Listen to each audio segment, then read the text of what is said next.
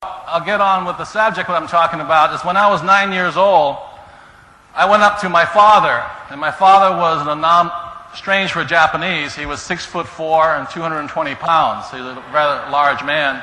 I am the smallest male in my family, out of all the family. And I went up to my dad and I say, "Hey, Dad, I finally figured out what I want to do for the rest of my life and what I wanted to be." I said, "I just want to be rich." He says, "Okay." I said, "So Dad, how do I become rich?" And he says, "What the rich know how to do is they know how to make money." I said, "Good." So I ran off and I got my friend Michael, and he was my first business partner at age 9. We were both in school together. And we set out to make money. And our first business venture, what we did was we went around our neighborhood in Hawaii and we collected, you know what, do you have the brand Crest toothpaste out here by any chance? It was Crest toothpaste back in the 1950s. And in those days, the toothpaste tube was made out of lead.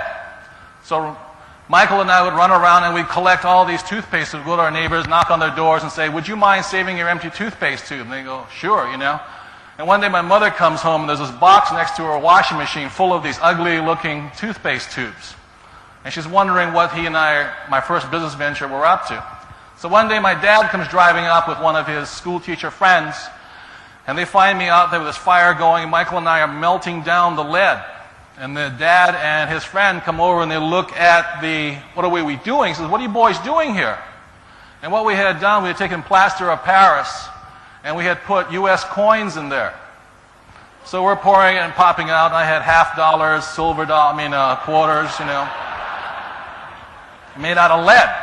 And my father says, "What are you doing?" I said, "Doing what you told us. We're making money." And his friend just started laughing and says, "Leave the boy alone."